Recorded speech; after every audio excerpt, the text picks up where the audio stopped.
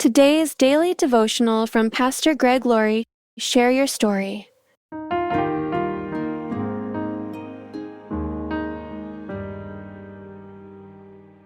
But how can they call on him to save them unless they believe in him?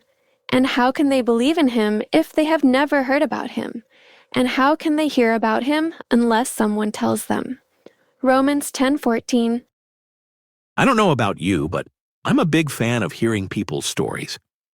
When I choose books to read on vacation, they're generally biographies. Maybe that's because for me, the best kind of story is a true story. When it comes to sharing your faith, one of the most effective tools at your disposal is your personal testimony. The story of how you came to faith and how Jesus has transformed your life. The Apostle Paul wrote, "But how can they call on him to save them unless they believe in him? And how can they believe in him if they have never heard about him? And how can they hear about him unless someone tells them?" Romans chapter 10, verse 14. The founding fathers of our nation certainly weren't shy about sharing their stories of faith. Thomas Jefferson wrote, "I am a real Christian, that is to say, a disciple of the doctrines of Jesus." He also said, in a different letter, "I have little doubt that our whole country will soon be rallied to the unity of our Creator, and, I hope, to the pure doctrine of Jesus also."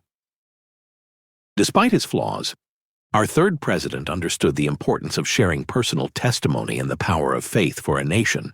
A testimony builds bridges.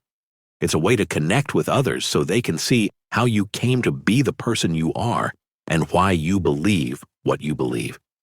It's also a way to help people see how they can come to faith as well. Another great thing about sharing your testimony is that you can indirectly preach the gospel to someone. For example, instead of just walking up to a person and saying, "You're a sinner, you need to repent, and Christ died for you," you can share your testimony. It might go something like this. Before I was a Christian, my life was going nowhere. I had a sense of emptiness, and I wondered what was wrong, what was missing. Then one day, I went to a church service and heard the pastor say, "That's how you can preach the gospel while you tell your own story." And then you can ask, "What do you think about that? Have you ever heard that before? Have you ever considered who Jesus is?" Every believer has a testimony, and every testimony matters. Of course, some testimonies are more dramatic than others, but when you really get down to it, everyone's testimony is essentially the same. I was lost. I was separated from God and was guilty and lonely and afraid to die. And I was on my way to hell. But Jesus Christ, in His grace, intervened in my life and transformed me. Sharing how the flame of Christ was lit in you can lead to the flame being lit in other people's lives as well.